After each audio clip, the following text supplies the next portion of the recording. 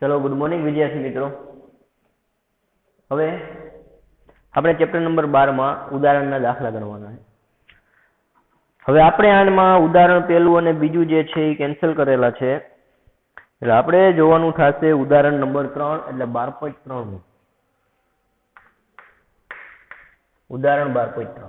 હવે જો આપણે વેલા વાત થયેલી હતી કે બધા સૂત્ર આવડતા છે એટલે દાખલામાં ક્યાંય તકલીફ નહીં પડે, બરોબર। એટલે બધા સૂત્ર પેલા વ્યવસ્થિત હજી નો કર્યા હોય ને તો કરી નાખજો। ઉદાહરણ 3 માં જો શું કીધું આપણને કે પ્રાયોગિક રીતે એમ જણાવ્યું છે કે હાઇડ્રોજન પરમાણુને પ્રોટોન અને ઇલેક્ટ્રોનમાંથી છૂટા પાડવા માટે, એટલે કે હાઇડ્રોજન પરમાણુમાંથી જો તમારે પ્રોટોન અને ઇલેક્ટ્રોનને છૂટા પાડવા હોય તો 13.6 ઇલેક્ટ્રોન વોલ્ટ ઉર્જાની જરૂર પડે। તો આનો મતલબ એવો થયો કે મને અહીંયા કુલ ઉર્જા આપેલી છે, સમજો શું કામ આપણને કેમ ખબર પડી કે આ કુલ ઉર્જા આપી?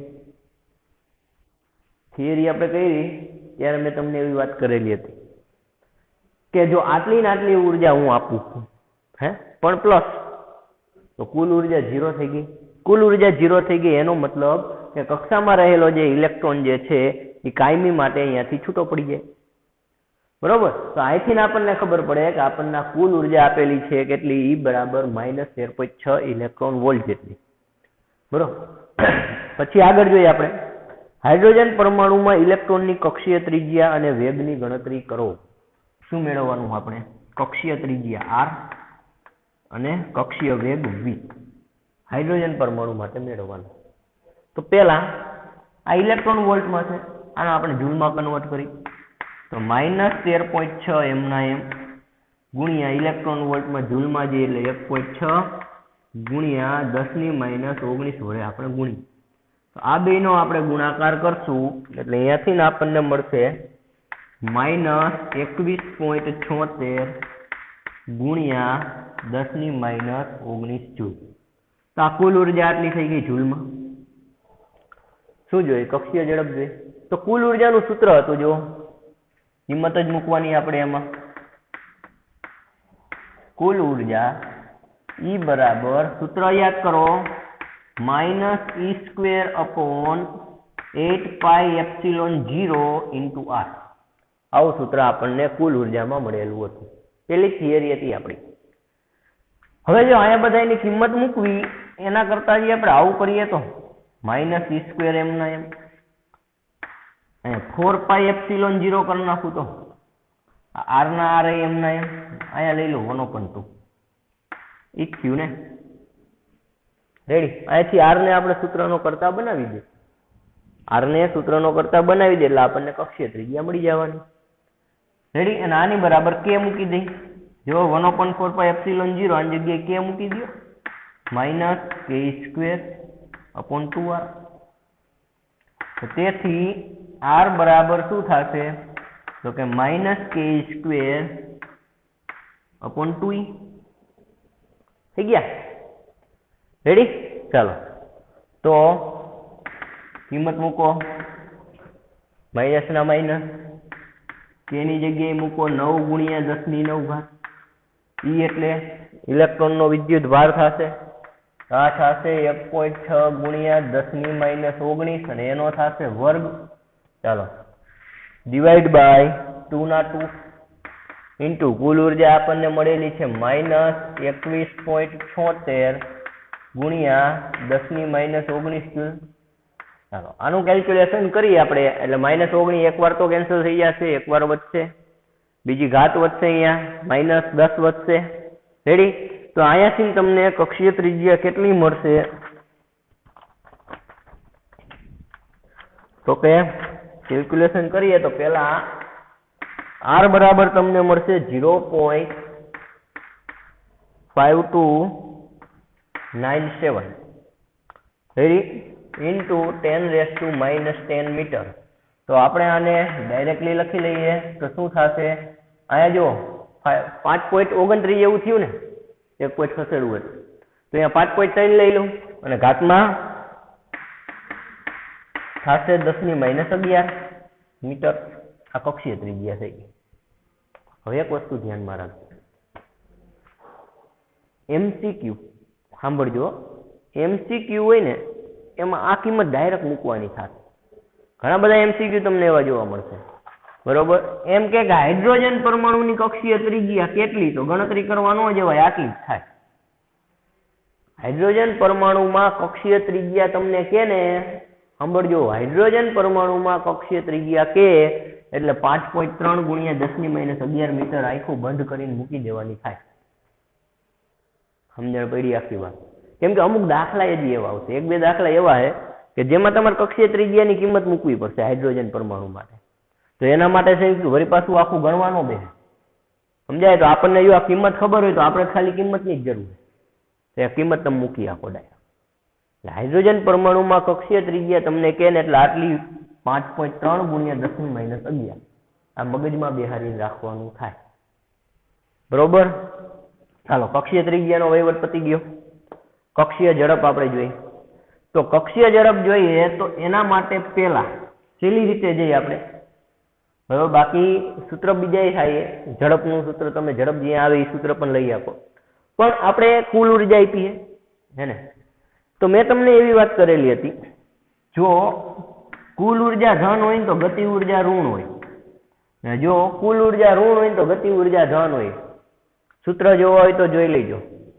આ કુલ ઉર્જા ઋણ હતી, ગતિ ઉર્જા પ્લસમાં આવી હોય છે, આટલી જ કિંમત હશે પણ પ્લસમાં આવી છે. અને ધોરણ 11માં ગુરુત્વાકર્ષણ ચેપ્ટરમાં પણ આપણે આવેલું, ત્યાં મેં તમને એવું પણ કરેલું હતું, યાદ હોય તો, જો કુલ ઉર્જા x લ્યો તો ગતિ ઉર્જા -x થાય, જો કુલ ઉર્જા -x હોય તો ગતિ ઉર્જા x હોય. રેડી? તો આનો મતલબ એવો થયો કે k બરાબર -e હું લઈ આપું. તો મારે તો જો k બરાબર શું મૂકી આપું, 1/mv² -e ના -e મુકાઈ ગયા. રેડી? તો અહીંયાથી આપણે v² ને સૂત્ર ન કરતા બનાવીએ તો v² બરાબર થશે -2e/m, જ્યાં m એટલે શું થવાનું, ઇલેક્ટ્રોનનું દળ. બરોબર? તો v બરાબર શું થશે, તો કે √-2e/m. આ v ની કિંમત થઈ. રેડી? ચાલો તો કિંમત મૂકી દો બધાની. -2 ના -2 e ની જગ્યાએ મૂકો -21.76 ગુણ્યા 10⁻19. રેડી? ચાલો ડિવાઈડ બાય ઇલેક્ટ્રોનનું દળ, તો કે 9.11 ગુણ્યા 10⁻37. ગુણાકાર કરશો અને કેલ્ક્યુલેશન આપશો એટલે અહીંયાથી તમને કક્ષીય ત્રિજ્યા કક્ષીય ઝડપ ની કિંમત મળશે v બરાબર 2.2 અથવા તો 2.3 મૂકો, વાંધો નહીં, 2.2 ગુણ્યા 10⁶ મીટર પ્રતિ સેકન્ડ. આ કક્ષીય ઝડપ થઈ. હવે આના માટે પણ આની જેમ જ કક્ષીય ઝડપ જે રહીને આપણે યાદ રાખી લેવાની, MCQ કરવાની શોર્ટકટમાં થઈ જાય. કક્ષીય ઝડપ હાઇડ્રોજન પરમાણુ માટે કક્ષીય ઝડપ કે ને એટલે 2.2 ગુણ્યા 10⁶ મીટર પ્રતિ સેકન્ડ. આ કિંમત યાદ રાખી લેવી. બરોબર? કેમ કે ઘણી બધી જગ્યાએ ઉપયોગ થશે, આગળ દાખલા ગણશો એટલે ખબર પડી જાય. તો આજે આપણા જવાબ થઈ ગયા 2. અને સ્ક્રીનશોટ પાડી લ્યો, પછી આપણે આગળ જઈએ.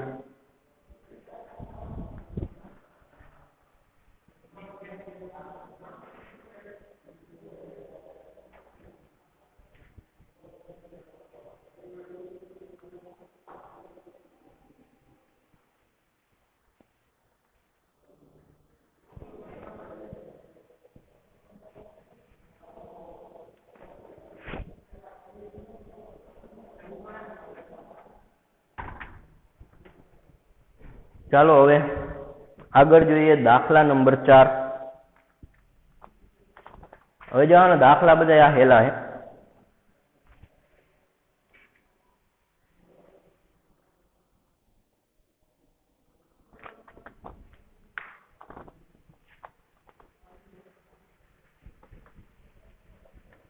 જો દાખલા નંબર 4 જે છે એની રકમ જોવો. પેલા શું કીધું આપણને કે હાઇડ્રોજન પરમાણુ પ્રોટોનની આસપાસ ભ્રમણ કરતા, હાઇડ્રોજન પરમાણુમાં પ્રોટોનની આસપાસ ભ્રમણ કરતા ઇલેક્ટ્રોન વડે ઉત્સર્જિત પ્રકાશની પ્રારંભિક આવૃત્તિ પ્રચલિત વિદ્યુત ચુંબકીય વાદ અનુસાર ગણ. આવૃત્તિ તમારે જોઈએ. એટલે ઇલેક્ટ્રોન કેવો કરે, શું કરે, તો કે ભ્રમણ કરે. રેડી? આ ઇલેક્ટ્રોન જો ભ્રમણ કરતો હોય તો પ્રચલિત વિદ્યુત ચુંબકીય વાદ અનુસાર એની આવૃત્તિ કેટલી હોય? તો પહેલી વસ્તુ, કોઈ પદાર્થ જો ભ્રમણ કરતો હોય તો એના માટે આપણે સૂત્ર લખીએ કે વેગ v બરાબર ઓમેગા આર. યાદ કરો, વેગ v બરાબર ઓમેગા આર. હાકેના ધોરણ 11 માં આપણે શીખેલા હતા. v બરાબર ઓમેગા આર કરીએ અને ઓમેગા ની કિંમત મૂકી દઈએ 2πf. અને v ની કિંમત આપણે મૂકી દઈએ. હમણાં જ આપણે કઈ આગળ કક્ષીય ત્રિજ્યા અને કક્ષીય ઝડપ આવ્યું નામાં, તો ડાયરેક્ટ તમે બે ની કિંમત મૂકી શકો. રેડી? તો આપણે લઈએ દાખલા નંબર 4 માં. અહીં જોઈએ ઇલેક્ટ્રોન ન્યુક્લિયસની આસપાસ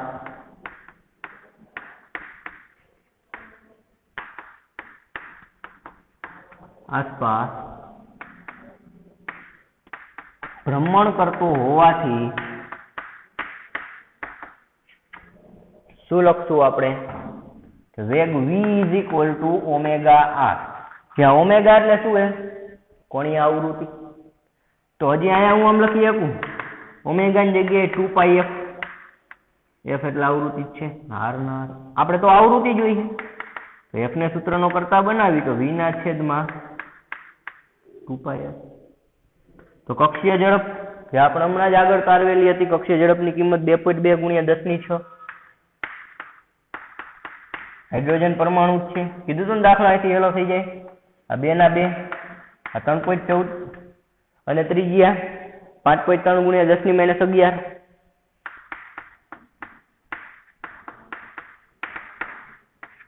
આ બે ની કિંમત મૂકી દો.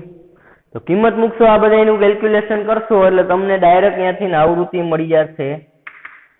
હાવ એનો દાખલો ને આવું બધું MCQ માં પૂછાય. 0.6609 ગુણ્યા 10⁻16 હર્ટ્ઝ. તો બુકમાં તમને જવાબ આપેલો છે 6.6 ગુણ્યા 10⁻15 હર્ટ્ઝ આવૃત્તિ થઈ ગઈ. રેડી? તો આ એક માર્કમાં MCQ સ્વરૂપે આવા બધા દાખલા પૂછાયા છે. ઉતાવળ રાખજો, અમે સ્ક્રીનશોટ પાડી લ્યો. ચાલો પછી આગળ જોઈએ આપણે.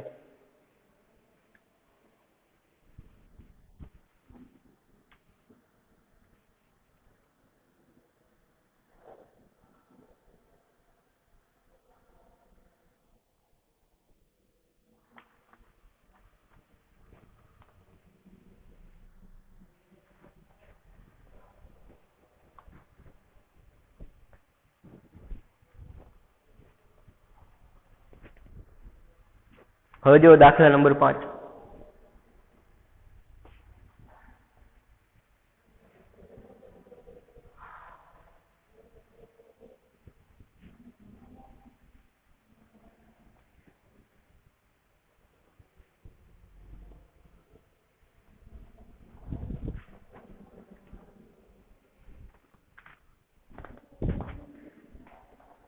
આ દાખલા હેલા, બધા હેલા જ છે આખા ચેપ્ટરમાં. શું કીધું એ રકમ સમજો. પૃથ્વીની આસપાસ 10 કિલોગ્રામનો એક ઉપગ્રહ. તો આપણને ઉપગ્રહનું દળ આપેલું છે, જે આપ્યું એ ગણતાજી. m બરાબર 10 કિલોગ્રામ. હાલો, પૃથ્વીની આસપાસ 10 કિલોગ્રામનો એક ઉપગ્રહ 8000 કિલોમીટર ત્રિજ્યા ધરાવતી વર્તુળાકાર કક્ષામાં. તો પેલા તો ત્રિજ્યા લઈ લે, જેને Rn નામ આપી દે. n ની કક્ષા છે. ધારો કે આપણને કક્ષા નથી ખબર એટલે 8000 કિલોમીટર જેટલી ત્રિજ્યા. ચાલો આગળ. કક્ષામાં દર 2 કલાકે એક વખત ભ્રમણ કરે. એની નીચે અંડરલાઈન કરજો, મહેરબાની કરીને અંડરલાઈન કરજો એની નીચે, કે દર 2 કલાકે એક વખત ભ્રમણ કરે. તો એનો મતલબ શું થયો? દર 2 કલાકે એક ભ્રમણ કરે એટલે આ તમને આવર્ત કાળ આપેલો છે 2 કલાક. આને સેકન્ડમાં ફેરવીએ તો 1 કલાકની સેકન્ડ કેટલી થશે? 3600. આ સેકન્ડ થઈ 7200 સેકન્ડ. ચાલો પછી શું કીધું આપણને કે બોહરનો કોણીય વેગમાનનો અધિતર્ક. બોહરના આપણી પાસે અધિતર્ક હતા અને એમાં કોણીય વેગમાનનો અધિતર્ક એટલે અધિતર્ક બીજો. બોહરના કોણીય વેગમાનનો અધિતર્ક બીજો જે હતો એ શું હતું તો કે L બરાબર NH/2π, અથવા તો L ની જગ્યાએ તમે mvr મૂકો. કોણીય વેગમાન L બરાબર NH/2π યાદ કરો. રેડી કે h/2π ના પૂર્ણ ગુણાંક જેટલું હોય કોણીય વેગમાન, ક્વોન્ટાઇઝેશન થાય અહીંયા. તો આપણે એનો યુઝ કરવાનો થશે. અહીંયા કીધેલું જ છે કે બોહરના કોણીય વેગમાનનો અધિતર્ક હાઇડ્રોજન પરમાણુમાંના ઇલેક્ટ્રોનની જેમ જ ઉપગ્રહને પણ તમે લાગુ પાડી શકો. તો આપણે આ ઉપગ્રહને બોહરનો બીજો અધિતર્ક લાગુ પાડવાનો. એમ ધારો અને ઉપગ્રહની કક્ષાનો ક્વોન્ટમ અંક શોધો. ક્વોન્ટમ અંક એટલે શું મેળવવાનું થાય? n મેળવવાના થયા ક્વોન્ટમ અંક. હવે જો h ની કિંમત આપણે લે ખબર જ છે 6.6 × 10⁻34.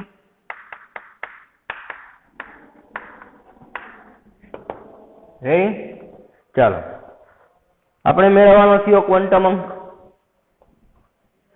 તો બોહરનો અધિતર્ક બીજો લઈ લઈએ. હાવ હેલો દાખલો છે. બોહરના અધિતર્ક અનુસાર આપણે આમ લખી શકીએ L = mvr, nમી કક્ષામાં ઝડપ અને nમી કક્ષાની ત્રિજ્યા = NH/2π.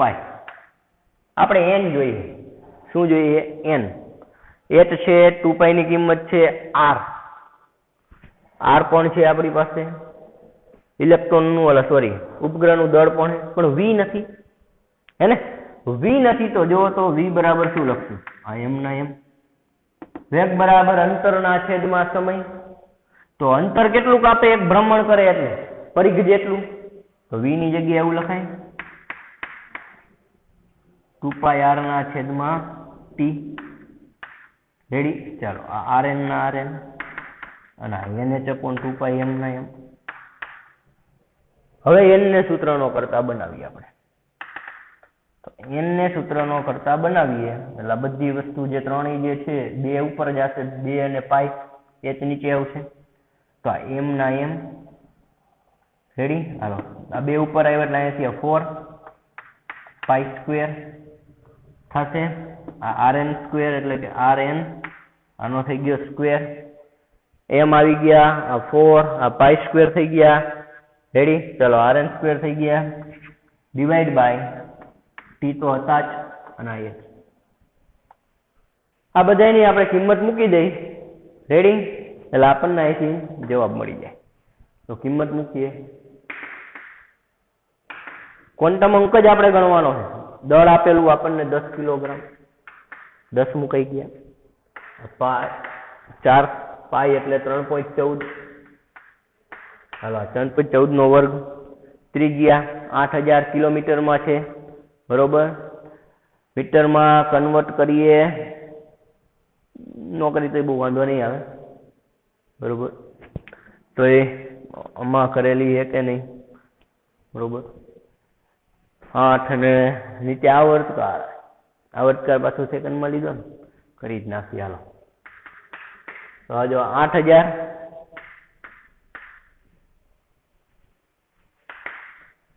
જો આ કિલોમીટરમાં કરો ને, બરોબર, તો એ પ્રમાણે આ બધાને કન્વર્ટ કરવા પડશે.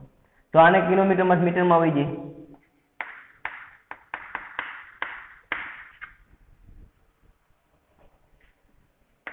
એક કિલોમીટર 1000 10⁻³ માં અહીંયા વયા ગયા કમ્પ્લીટ. હાલો એટલે એનો સ્ક્વેર ડિવાઈડ બાય આવર્તકાર કેટલો લીધો તો આપણે સેકન્ડમાં એને 7200 સેકન્ડ. ચાલો એ 7200 ઇન્ટુ h 6.6 × 10⁻34. રેડી? ચાલો આટલાનું તમે કેલ્ક્યુલેશન આપશો. અહીંયાથી તમને ક્વોન્ટમ અંકની કિંમત મળશે 5.3 × 10⁻45. 5.3 × 10⁻45. ક્વોન્ટમ અંક જે છે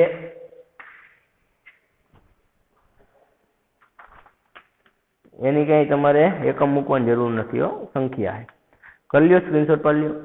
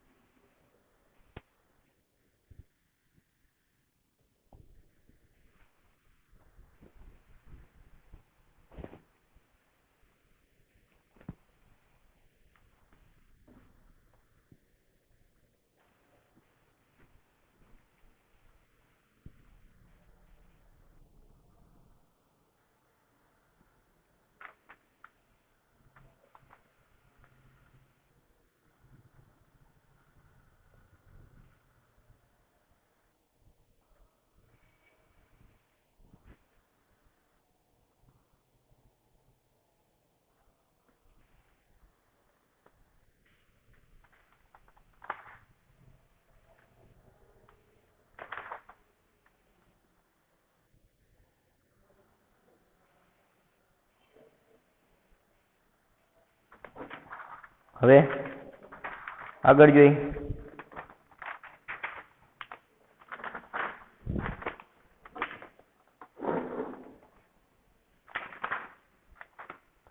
દાખલા નંબર તમને આપેલો 4. હાલો દાખલા નંબર 4 માં જોઈએ. જો બહુ મજાનો દાખલો છે. રકમમાં જો શું કીધેલું છે તમને,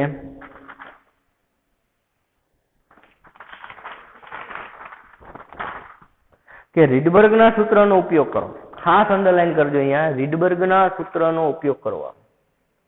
રકમમાં આપણને એવું કીધેલું છે કે રીડબર્ગના સૂત્રનો ઉપયોગ કરી. રેડી? એટલે જો યાદ કરાવું તમને, છેલ્લો જે આપણે થિયરીનો વિડીયો લીધો ને ત્યાં મેં તમને કીધેલું હતું રીડબર્ગ અચળાંક R. રીડબર્ગ અચળાંક R જે છે એની તમને બે કિંમત મળેલી હતી, યાદ હોય તો. એક સૈદ્ધાંતિક કિંમત મળેલી હતી અને એક બોહરે કિંમત આપી, હે ને? આપણે અહીંયા સૈદ્ધાંતિક કિંમત લઈને ગણવાનું, એટલે જ આપણને કીધેલું કે રીડબર્ગના સૂત્રનો ઉપયોગ કરીને રીડબર્ગનું સૂત્ર આપણે અહીંયા વાપરવાનું થશે, રીડબર્ગ અચળાંક R. રેડી? આપણે ઓલું સૂત્ર જે લઈ 1/λ વાળું ડાયરેક્ટ કહ્યું કે 1/λ ઇઝ ઇક્વલ ટુ R કાઉન્સમાં કોઈ પણ શ્રેણી હોય, લાયમન, બામર, પાસવન, એ સૂત્ર અહીંયા નથી લેવાનું, બરોબર? એટલે રીડબર્ગનું લેવાનું, ડાયરેક્ટ R ની કિંમત નથી મૂકવાની અહીંયા. તો જો શું કીધેલું હોય, રીડબર્ગના સૂત્રનો ઉપયોગ કરીને હાઇડ્રોજન વર્ણપટની લાયમન શ્રેણી, આ લાયમન શ્રેણીની પ્રથમ 4 વર્ણપટ રેખાઓની તરંગ લંબાઈની ગણતરી કરો. લાયમન શ્રેણીની પ્રથમ 4. તો પહેલા તો એ ખબર હોય જોઈએ કે લાયમન જે છે, લાયમનનું સૂત્ર શું? લાયમનમાં જો n બરાબર ક્યાંથી ચાલુ થાય? 2 થી. રેડી? તો n બરાબર આપણે 2, 3, 4 અને 5 મૂકી. પ્રથમ 4 થઈ ગયા ને, 2, 3, 4 અને 5. રેડી? તો આટલાની કિંમત મૂકવાની થશે સૂત્રની અંદર. તો જો દર વખતે કિંમત મૂક ન કરાય, બરોબર? એક જનરલ સૂત્ર બનાવી લેવાનું, એની અંદર n ની કિંમત આપણે મૂકી દી. તો રીડબર્ગના સૂત્રનું જો યાદ કરો, રીડબર્ગના સૂત્ર, બરોબર? તો રીડબર્ગનું સૂત્ર જે દાખલા number 6,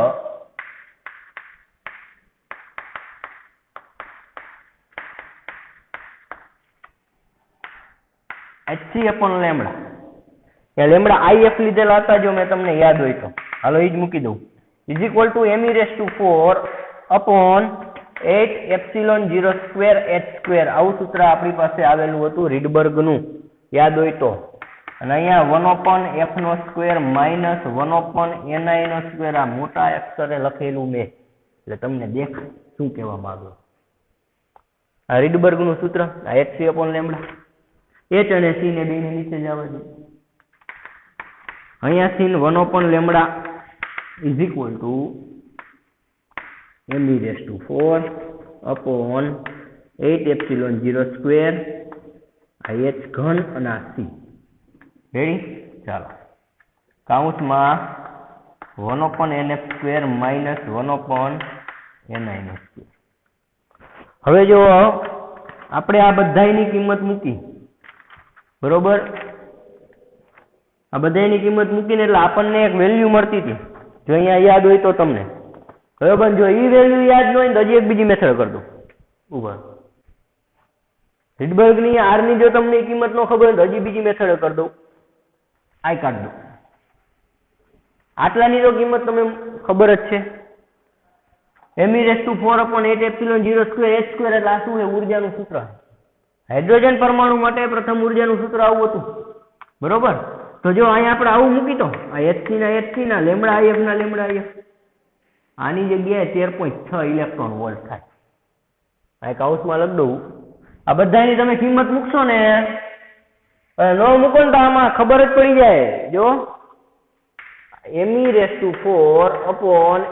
epsilon 0 square h square આની કિંમત થાય 13.6 ઇલેક્ટ્રોન વોલ્ટ. જૂલમાં ફેરવવા હોય તો થશે 21.76 ગુણ્યા 10⁻⁻19 જૂલ થાય. આટલાની કિંમત ખબર પડી હું શું કહું? ખાલી આટલાની. હવે h ને c તો મૂકી આપીએ આપણે. આપણે એ મેથડે કરી દઈએ. રેડી? હા. તો આપણે તો તરંગ લંબાઈ જોઈએ ને. હાલો, તો hc એમને એમ 1/λf એમના એમ અહીંયા કિંમત મૂકી 21.76 જોજો ગુણ્યા 10⁻⁻19 જૂલ. આ આપણે આ કિંમત મૂકી દીધી કાઉન્સમાં. આ તો છે જ આપણી પાસે. અહીંયા લઈ લસા. તો જો અહીંયા આવું થશે ni² છેદમાં ni² × nf². લસા લીધો અહીંયા. હવે લાયમન માટે એને હું કિંમત મૂકી દઈશ ખાલી. અને આપણે જોઈએ તરંગ લંબાઈ લેમડા સૂત્રનો કરતા બનાવી દઉં. રેડી? લેમડા આમ જાય, આ પદ આખું આમ આવશે. આ જનરલ ઇક્વેશન બનાવવું અહીંયા, એટલે તમને પાછળના બધા હેલા પડી જાય. તો આ h અને c એમના એમ ડિવાઈડ બાય આ જ તમારે મૂકવું પડશે. રીડબર્ગના સૂત્રનો ઉપયોગ કરીને જ હાલવું પડશે. અહીંયા ચોક પાડેલો હોય તમને આની અંદર, એટલે બીજું કાંઈ નહીં. કાઉન્સમાં ni² nf² divide by ni² - nf². આવું આપણને જનરલ ઇક્વેશન મળ્યું. રેડી? હવે જો આપણે શું કરવાનું? છેલ્લે ક્યાં પૂછે? પહેલામાં લાયમનમાં. રેડી? તો બીજામાંથી પહેલામાં સંક્રાંતિ કરવાની, ત્રીજામાંથી પહેલામાં, અને ચોથામાંથી પહેલામાં, અને પાંચમામાંથી પહેલામાં. એટલે પ્રથમ 4 થઈ ગઈ. જો રકમમાં કીધું એ પ્રમાણે. રેડી? અહીંયા હજી આની કિંમત મૂકી દઈશું. સાંભળજો શું કરવાનું. f એટલે તો 1 થઈ ગયા, nf². એટલે 1 મૂકી એટલે આ 1 નીચે 1 થઈ ગયા. અહીંયા ખાલી તમારી કિંમત મૂકવાની થાય. એકવાર 2 મૂકશું, એકવાર 3 મૂકશું, એકવાર 4 મૂકશું, અને એકવાર 5 મૂકશું. આ ત્રણેયને અનુરૂપ તરંગ લંબાઈ આપણે લઈશું. ખબર પડી? એટલે આખી વસ્તુ એ કરવાની છે, બાકી કઈ છે નહીં આની અંદર. તો હવે લેમડા IF એમના એમ h અને c ની તમે કિંમત મૂકો. h અને c બેની વેલ્યુ ખબર છે. આ 6.6 ગુણ્યા 10⁻⁻34, આ છે 3 ગુણ્યા 10⁸. બેની કિંમત મૂકશો, ડિવાઇડેશન કરો. ડિવાઇડેશન કરશો એટલે તમને અહીંયાથી મળશે 931.4 ગુણ્યા 10⁻10. રેડી? હવે લાયમન કીધી છે. કઈ કીધી છે? લાયમન. એટલે આ તો 1 થઈ જાય. એને કમ્પ્લીટ એ 1 થઈ જશે. એટલે અહીંયા તમારી પાસે વધશે ખાલી ni² છેદમાં ni² - 1. આ જનરલ ઇક્વેશન તમારી પાસે અહીંયા મળશે. સમજાયા? જનરલ ઇક્વેશન અહીંયા મળ્યું. આ લખી દઉં. લાયમન માટે એને બરાબર 1 જ થવાનું, 2 થી ચાલુ થવાની લાયમન શ્રેણી.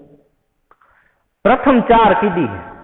તો પ્રથમ 4 માટે એટલે પેલા ni બરાબર 2 મૂકશું, પછી ni બરાબર 3, ni બરાબર 4 અને ni બરાબર 5 મૂકવાના. હવે ખાલી અહીંયા કિંમત જ. આવું મેં શું કામ ને કર્યું એ તમને કારણ કહું.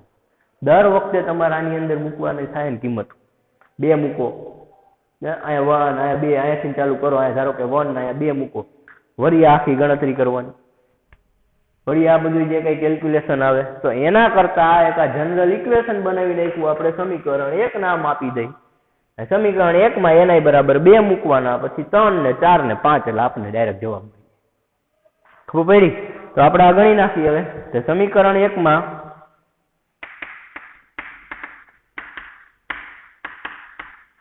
ni બરાબર 2 મૂકતા તો ni બરાબર 2 મૂકો એટલે પ્રથમ વર્ણપટ માટે તમને તરંગ લંબાઈ મળી જાય. લેમડા if f બરાબર 1 છે. આપણે આની માટે કિંમત મૂકી દઈએ 931.4 ગુણ્યા 10⁻10 2 મૂકો એટલે 2 નો વર્ગ. રેડી? 2 નો વર્ગ 4 અને આયા જુઓ 4 - 1 એટલે ડાયરેક્ટ મૂક દઉં 3. તો આનું તમે કિંમત મૂકશો તમને અહીંયા જવાબ મળશે.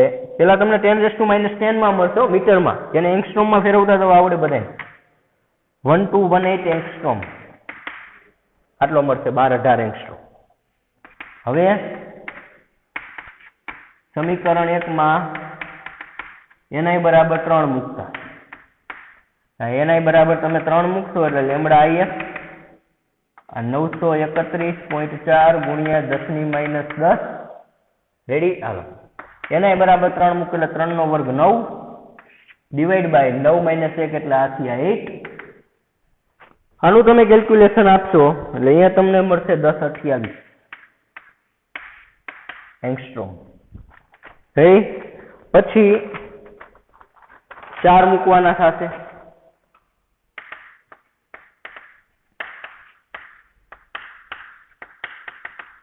ni બરાબર 4 મૂકતા ત્યારે લેમડા if કેટલા મળશે? તો અહીંયા હજી કરી દઈ વ્યવસ્થિત. જો i એટલે બીજી પહેલી, આમ કરી દઉં ત્રીજી પહેલી એટલે તમને ખબર પડે. ચોથી પહેલી. ચાલો 931.4 ગુણ્યા 10⁻10 ઇન્ટુ 4 મૂકી એટલે 4 નો વર્ગ 16 છેદમાં 16 - 1 એટલે આ થયા 15. અહીંયા આપણને વેલ્યુ મળશે 974.3 એંગસ્ટ્રોમ. હવે આ 3 નું થયું. ચોથી અહીંયા મૂક દઉં સાઈડ. સમીકરણ 1 માં ni બરાબર 5 મૂકતા એટલે જો પ્રથમ 4 વર્ણપટ શ્રેણી માટે તરંગ લંબાઈ મળી ગઈ. સોરી, પ્રથમ 4 માટે લાઇમન શ્રેણી માટે. તો લેમડા 51 ઇઝ ઇક્વલ ટુ 931.4 ગુણ્યા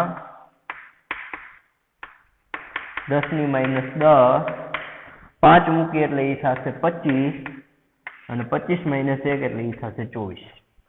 તો આનું તમે કેલ્ક્યુલેશન આપશો એટલે તમને તરંગ લંબાઈ મળશે 951.4 એંગસ્ટ્રોમ. તો દાખલામાં કાંઈ નથી, દાખલો હેલો હે હાવ બરોબર. પણ એક જનરલ ઇક્વેશન આ ચેપ્ટરમાં શું થાય ખબર? કોને દાખલામાં ભૂલ પડશે કે જેને કિંમતું નહીં ખબર હોય ને, h ની કિંમત શું થાય, c ની કિંમત શું થાય, આવી કિંમતું નહીં ખબર હોય ને એને દાખલા નહીં આવે. એ તો સ્વાભાવિક છે ને, કેમ કે કિંમતો તો મૂકવી જ પડશે. ફિઝિક્સમાં આવું તો યાદ રાખવું જ પડે બરોબર. ત્યાંથી અમારો આ દાખલો થઈ જાય વ્યવસ્થિત. એટલે પેલા એક જનરલ ઇક્વેશન બનાવી નાખવાનું, પછી એમાં કિંમત મૂકવાની. નહીતર જનરલ ઇક્વેશન નહીં બનાવો તો દાખલો મોટો બની જશે. રેડી? તો આનો સ્ક્રીનશોટ લઈ લ્યો.